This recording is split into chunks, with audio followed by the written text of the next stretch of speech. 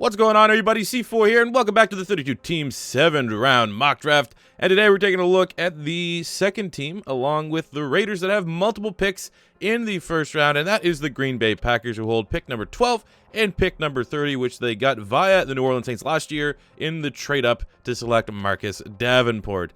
Yikes.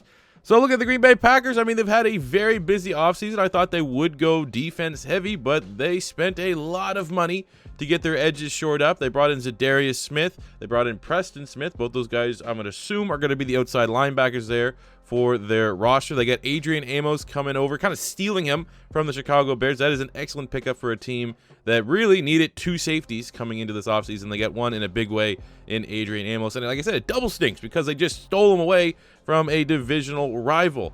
Outside of that, I mean, not a lot of moves elsewhere when it comes to the rest of the team. They got rid of Randall Cobb, got rid of Clay Matthews, a change in the guard, and let's see what they're going to do here in this draft to maybe put it all together and try to win with Aaron Rodgers in the first year of Matt LaFleur's head coaching career. So at pick number 12, I'm selecting TJ Hockenson, tight end from Iowa. With or without Jimmy Graham or Mercedes Lewis, they need to think about the future at that tight end position. And when you look at TJ Hockenson, I mean, is he Gronk 2.0? He's probably as close as we have seen it. Now, I'm kind of still split whether to declare Hockenson or Noah Fant the better option or the better prospect at tight end. Ultimately, I probably want to say for more teams, it will be TJ Hockenson, but I can't disagree with the fact that if Noah Fant goes to the right scheme, he could put up the best numbers from any tight end in this class. So it really is a 1A, 1B, depending on what kind of scheme you're running. And I look at Matt LaFleur, he likes to run two tight end sets from his time at Tennessee. I mean, he kind of has that right now in Mercedes Lewis and Jimmy Graham, but those guys are kind of limited. Mercedes Lewis now is pretty much a run blocker, and Jimmy Graham is, you know, inconsistent. He struggles to stay healthy, and when he is healthy, he's past his prime. So I'm still kind of surprised he's on the roster to date, but I know a lot of Green Bay Packer fans desperately want them to draft a tight end, and I think a guy like TJ Hockenson, he's finally going to be that tight end weapon for Aaron Rodgers, and I think TJ Hockenson is as complete a first-round tight end prospect since Greg Olsen way back in 2007. Obviously, we've had some great tight ends go outside of the first round, but the fact that Hockenson is a lock, comparing him to other, in quotation, locks at the tight end spot across the first round, there hasn't been one that has been as hyped up as Greg Olsen in 07. We all saw what happened with G-Reg with that third leg. So, you know, may look a little confusing right now, mocking a tight end first with Jimmy Graham and Mercedes Lewis both on that roster, but you can't go wrong with TJ Hockenson at pick number 12. Going to the bottom of the first round at pick number 30, their second first-round pick, I'm selecting Dalton Risner, offensive lineman from K-State. I think his elite flexibility, versatility on the offensive line kind of pushes him into the first round after, from an athletic testing standpoint, was, you know, bang on average at the combine. He can play right tackle, he can play offensive guard, he can play center at an NFL level. He's a nasty mauler type of blocker, very similar to what Matt LaFleur was accustomed to for Tennessee. Tennessee had a very good offensive line, a very strong offensive line. And when you look at the O-line here for the Green Bay Packers, like, what's the future for Brian Bulaga? Is he going to retire? Is he going to stick around? You know, when he's healthy, he's pretty good at right tackle, but he's struggled to stay healthy. He's pretty much on the downswing of his career, so maybe they want to look beyond that, his future replacement. But I also think for, like, right now, Risner can be an upgraded either offensive guard spots right now and start right away as a rookie. Currently, you have Billy Turner and Lane Taylor penciled in as your starters. I know didn't they give Billy Turner, they gave him like some decent money too, which is very surprising for a below average offensive guard. But ultimately, when you look at this offensive line, protecting Aaron Rodgers is the top priority. You can't have them going down with a hold your breath, oh my god, did he tear his ACL moment like he did last year. You got to protect him. You got to build up that offensive line. That offensive line also will help them establish a run game, which they so desperately need and might have in Aaron Jones. You know, you got Jamal Williams too, the fourth rounder in 2017, who's, you know, they're running back by committee, and I think maybe we'll add another running back late in this year's draft class to try to help them out.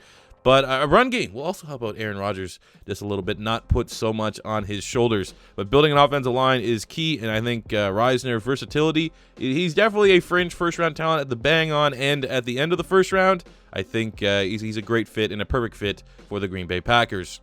Going into the second round at pick 44, I was selecting Jonathan Abram, safety from Mississippi State. Abram is an athletic, strong safety with coverage ability, unlike, you know, Josh Jones, who's on the roster, who might actually have a better shot at transition to linebacker. I know we don't want to put Madden logic into things, but you know, hey, maybe that's the way the league's going. He could develop into a linebacker. But ultimately, a guy like Jonathan Abram is a big-time compliment to their big free agency signing in Adrian Amos. I think they're going to play well off each other. Abram is going to be more so your tackler. Amos is going to be your cover guy. Both these players possess elite range, with Jonathan Abram running that 4.45 at his combine. And I think ultimately, if these guys are both your starting safeties, they might have the best range out of any safety tandem in the National Football League. And saying that for a team that has desperately tried to invest and change their secondary round, I think would be very, very important. Because, I mean, you know, you throw that in there, you have Adrian Amos, Jonathan Abram, Jair Alexander, Kevin King, Josh Jackson. I mean, that is one of the more upside, better young corners, defensive back tandems in the National Football League. Going to the third round at pick 75, I'm selecting Andy Isabella, wide receiver from UMass. Isabella is an elite athlete, running a 4.31 at the 40, a 4.15 shuttle. He's the fastest player at the combine at the wide receiver spot. I think he was tied with Paris Campbell, actually. But, you know, technically he is. He has that elite speed, outside speed, game-breaking speed with a lot of slot wide receiver traits. He has elite college production in his last 2 years at UMass. 165 catches, 2,700 receiving yards, 23 touchdowns. I mean, dude's a stud. I mean, level of competition, sure, you could argue that just a little bit. But, I mean, given his athletic profile, it's not surprising. I think he will be able to contribute right away as the starting slot wide receiver for the Green Bay Packers. Right now, I mean, maybe you could go Geronimo and Allison as it. Maybe. I don't really think you want to go Economou St. Brown and Valdez Scantling. I think those guys ultimately are going to be those big outside type guys. And obviously Devontae Adams is, you know, one of the better wide receivers in the league. He can do it all. But looking for a pure slot, give me Andy Isabella to take over for Randall Cobb's spot. And, you know, he's that offensive weapon as well. You can be versatile. You can get creative with him. You can kind of use him like, you know, Adoree Jackson was used a little bit on some gimmicky plays in Tennessee. That's what Matt LaFleur can get in some creative player that's just going to be a mismatch nightmare no matter where you put him on the field. And I think given their current landscape at wide receiver, they don't have a guy that's like Andy Isabella, and I think he is a fit. And you pair that with like the freak athleticism of MVS, Valdez Scantling, who's like 6'4" and ran like a 4.3 last year. I mean, just let Aaron Rodgers chuck it up. Someone will come down with it on those legendary Hail Marys. Moving into the fourth round, where they have 2 fourth-round picks. First up at 114, I'm selecting Tevon Coney, linebacker from Notre Dame. With Jake Ryan leaving to the Jacksonville Jaguars, they have Oren Burks right now, who's a cover, undersized, like that safety linebacker hybrid last year out of Vandy. He's your cover linebacker, but I feel like a guy like Coney, whose strengths are absolutely his IQ and his run-stuffing abilities, a 2-down linebacker. Rather than just give Burks the starting gig outright, have a complement. Have guys that can rotate with each other, play off each other's strengths, mask each other's weaknesses. And I feel like, you know, a Coney-Burks linebacking tandem to play along their sure starter in Blake Martinez. That's healthy. That's a healthy linebacking tandem for the Green Bay Packers. Moving to the second fourth-round pick at 118, I'm selecting KHALEN Saunders, nose tackle from Western Illinois.